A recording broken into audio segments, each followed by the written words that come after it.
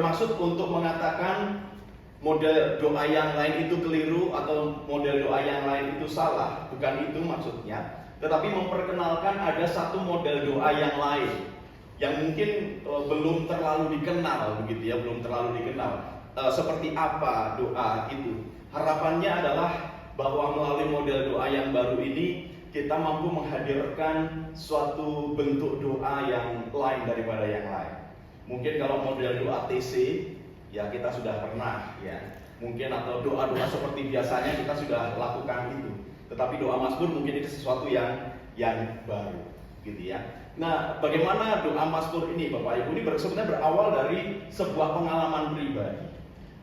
Di tahun 2020 begitu ya, awal-awal kita bersama-sama mengalami hantaman pandemi yang luar biasa, begitu ya. Gereja mengalami shock shock culture yang luar biasa. Mau tidak mau harus terjadi perubahan model pelayanan, begitu ya. Dan saya percaya teman-teman di Kedoya ini pasti juga mengalami itu, termasuk juga kami di GKI Kuitang.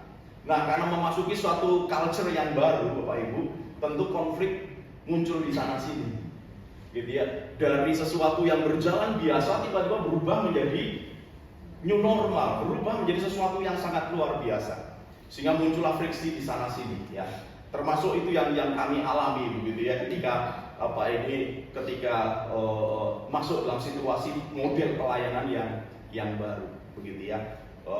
Berbicara dengan bisa dikatakan kelompok-kelompok sepuh, begitu ya, kelompok-kelompok sepuh yang lebih familiar dengan ketemu, familiar dengan bertegur sapa.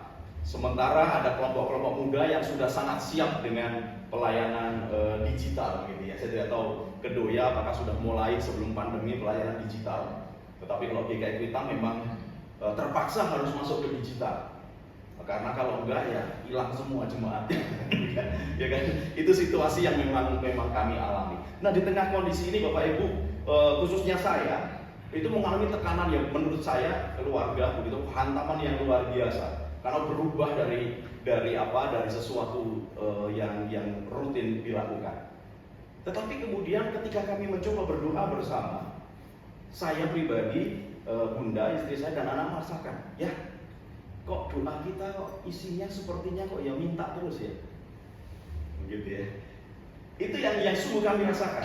Minta supaya imun baik, minta supaya sehat, berhasil melewati pandemi dan dan lain sebagainya. Itu yang kami rasakan, ini pengalaman pribadi kami, Bapak Ibu. Sehingga kami mulai bertanya-tanya, emang kalau doa itu harus minta ya?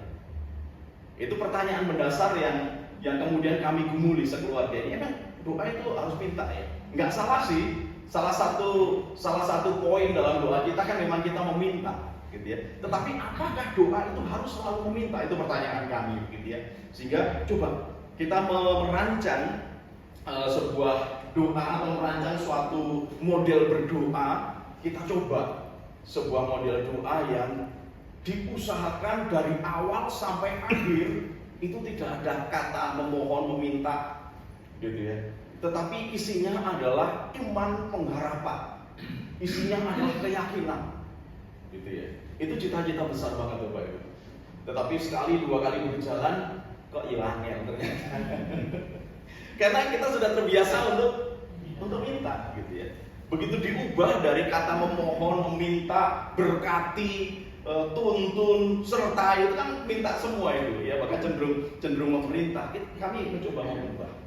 Sehingga ditambah juga kebetulan di tahun 2020 itu saya ditugaskan oleh Sinode waktu melayani di Gereja Kristen Berbahasa Indonesia Kuala Lumpur. Meskipun tidak hadir ke sana karena di sana MCO itu nggak boleh masuk ke sana, Bapak Ibu. Jadi lewat online. Tetapi dari online itulah kami justru belajar banyak tentang arti spiritualitas doa yang terpisah jarak, begitu ya. Kemudian bagaimana mereka teman-teman dari Indonesia tetapi bekerja di sana dengan situasi kondisi di Kuala Lumpur yang sangat berbeda dengan tanah air ketika menghadapi pandemi ini. Wah, dari situlah kemudian muncul tekad yang semakin menggebu-gebu di antara kami, gitu ya. Sehingga lahirlah satu channel YouTube Bapak Ibu channel ini masih terlalu kecil, belum besar, tapi itulah salah satu upaya kami untuk memperkenalkan model doa Mazmur. Jadi kalau Bapak Ibu berkunjung ke YouTube, boleh kunjungi channel kami sekeluarga, namanya Perteduhan Jiwa. Ya, kami memakai Mazmur untuk mendasari permenungan, bahkan juga doa-doa kami. Baik. Nah, setelah kemudian kami berusaha coba bentuk suatu doa yang bukan hanya meminta, tetapi isinya keyakinan iman. Yang saya katakan tadi, kemudian munculnya namanya doa Mazmur begitu ya, Perteduhan Jiwa. Maka tujuan dari doa itu adalah setidaknya ada tambahan kasanah model doa. Ya, kalau sudah ada TC, ada doa-doa biasa yang kita lakukan, ini model doa yang lain. Mungkin kenapa Mazmur? Ya karena saya melihat bahwa sebagian besar Mazmur, ya, isinya itu justru bukan permohonan, tetapi lebih kepada sebuah keyakinan, bahkan pengakuan tentang kedaulatan Tuhan. Bagaimana pemazmur ini boleh mengenal Tuhan versi pengalaman pribadi penulis Mazmur tersebut, begitu ya. Jadi kami terinspirasi dari para penulis Mazmur. Kemudian tujuan yang kedua, Bapak Ibu, menemukan kosakata baru di dalam doa, gitu ya. Jadi seperti misalnya seringkali kita berdoa, kami sadar. Nah, tetapi kata sadar kan ternyata banyak juga sinonimnya. Insyaallah misalnya, gitu ya. Kemudian percaya, yakin. Nah, sehingga dalam sebuah doa itu kosakata baru itu bisa muncul.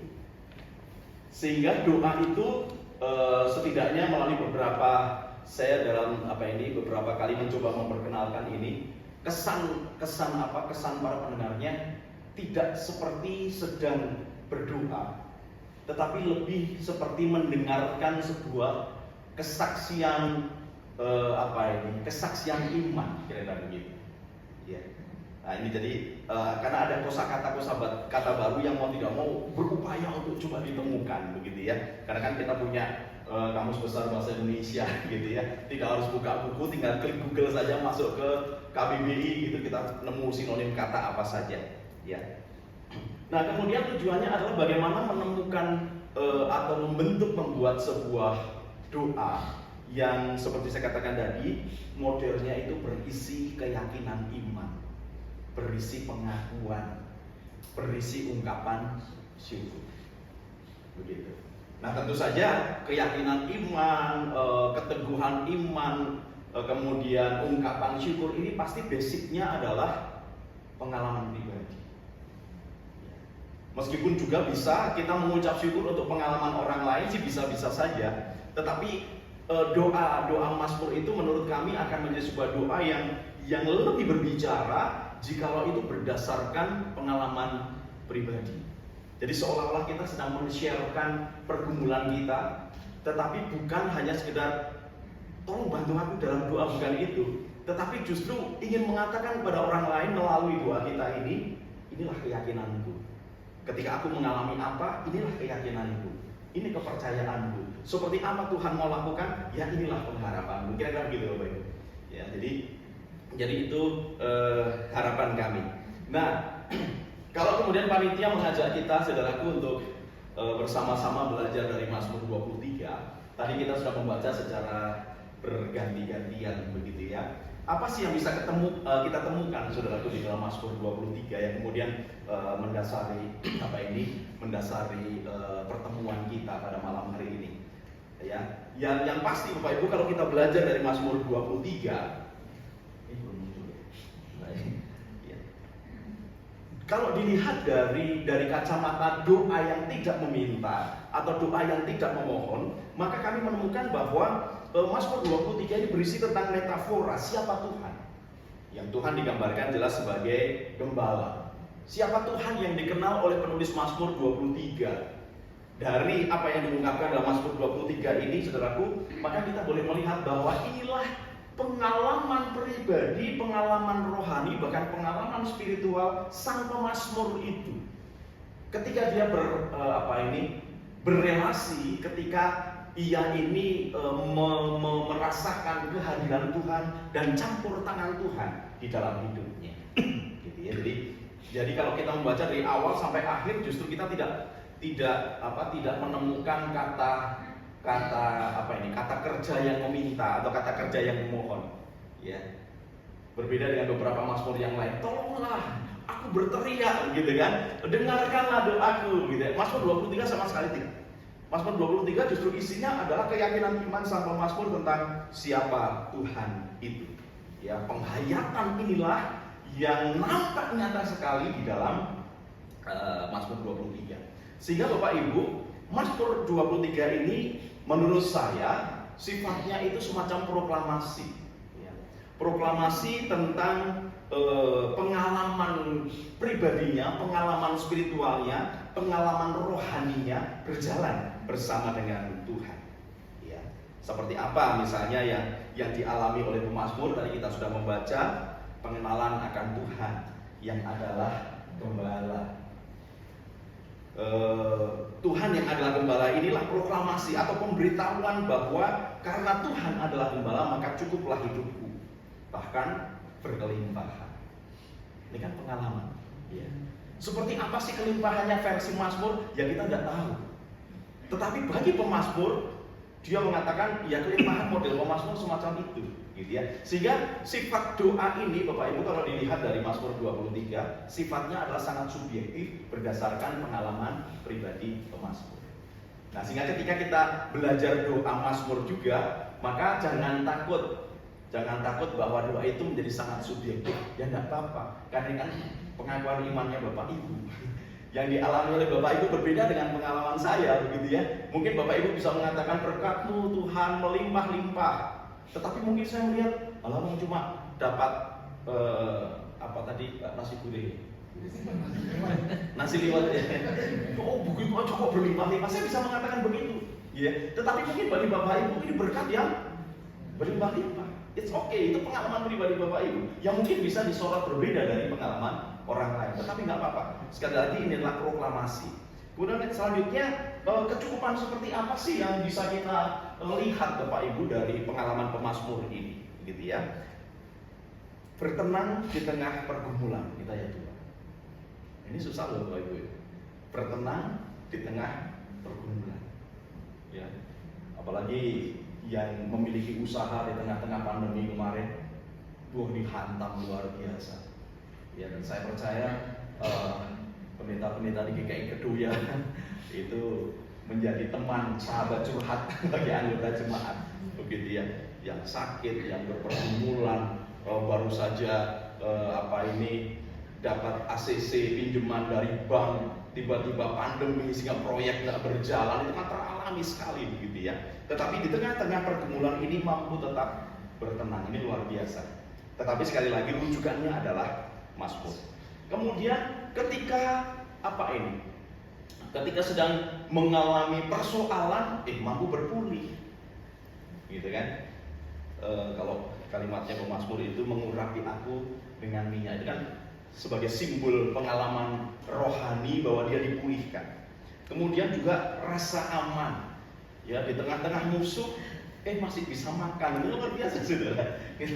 Itu kan berarti tenang luar biasa yang dialami oleh pemazmur karena Tuhan yang menopang dan Tuhan yang menopang dan Tuhan menyertai pengalamannya. Bahkan Tuhan juga memberikan kecukupan, gitu ya, bagi pemazmur di ayat yang kelima. Kemudian yang terakhir, keyakinan yang akan terarah ke depan. Makanya pemazmur di ayat yang terakhir mengatakan bersama Tuhan seumur hidup. Aku akan tinggal di rumah Tuhan seumur hidup. Wah, ini keyakinan yang luar biasa. Artinya pemazmur melihat bahwa rangkaian perjalanan kehidupannya itu menjadi sebuah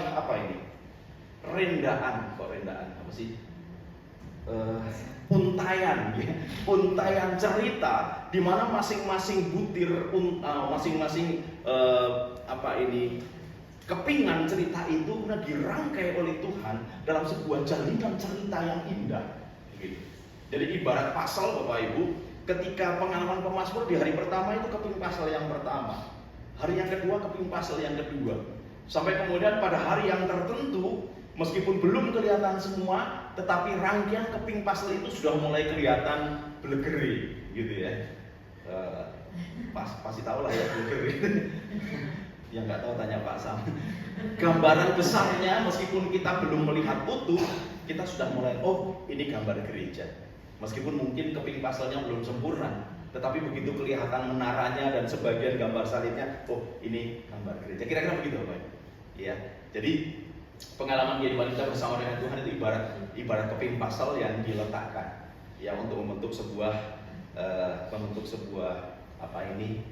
cerita gitu ya dalam kehidupan kita.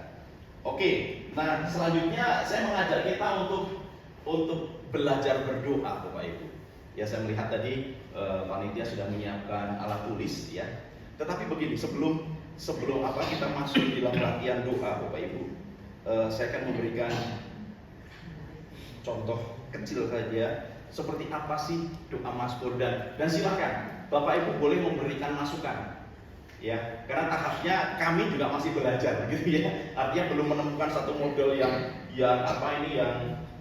pasti harus seperti itu. Nah, ini sama-sama sedang mencari gitu ya. Jadi perjalanan doa Mazmur ini baru berjalan ini tahun yang ketiga gitu ya. Kalau mulainya itu pertengahan 2020 gitu ya. Atau berapa? Ketiga betul. Baik. Contohnya begini Bapak Ibu. Ya. Silakan nanti memberikan masukan atau memberikan komentar. Silakan, gitu ya. Kecil banget ya. Oke. Iya. Menyusuri setiap jengkal lintasan kehidupan ini, kami sungguh merasakan adanya berbagai macam pengalaman yang unik dan menarik. Pengalaman-pengalaman itu telah terangkai menjadi satu keyakinan iman yang melekat di dalam diri kami. Iman itulah yang telah membuat kami semakin percaya bahwa Engkau selalu hadir dan menolong kami di dalam melangkah. Di dalam kasih dan kelembutan, Engkau telah mendampingi kami, ya Tuhan. Dari berbagai pengalaman yang ada itu, kami menjumpai ada beberapa peristiwa yang hampir membuat diri kami kehilangan iman karena kegentaran dan kekhawatiran. Di dalam kegoncangan itulah kami berseru memanggil nama-Mu. Dan pada waktu yang tepat, akhirnya kami dapat merasakan bahwa mata-Mu tertuju kepada kami dan telinga-Mu terbuka untuk mendengar teriakan kami yang telah minta tolong. Meski tangan-tangan para pencemooh telah merencanakan kejahatan kepada diri kami, namun tangan perkasa-Mu telah melepaskan kami dari berbagai jerat yang dipasang untuk memerangkap kami. Oleh karena itulah kami menghayati bahwa Engkau tidak berkenan kepada kejahatan, sehingga kuasa-Mu akan selalu menentang orang-orang yang berbuat jahat. Bila kami telah sampai pada garis waktu saat ini, kami sadar bahwa langkah-langkah kami masih harus kami lanjutkan. Kami insyaf bahwa ada berbagai situasi yang tidak dapat kami duga di waktu-waktu mendatang. Oleh karena itu, kami terus belajar untuk menyandarkan iman percaya kami kepada-Mu, ya Tuhan. Dengan demikian, ketika kami mengalami kesesakan, tentunya Engkau akan melepaskan kami. Terpujilah nama-Mu, ya Tuhan Yesus. Amin. Boleh silakan berkomentar Bapak Ibu. Merasakan apa atau biasa-biasa saja tidak apa-apa. Sekali lagi ini pengalaman subjektif begitu ya. Silakan Bapak Ibu. Yang terakhir tadi Bapak bilang, bila kami telah sampai pada garis waktu saat ini, kami sadar bahwa langkah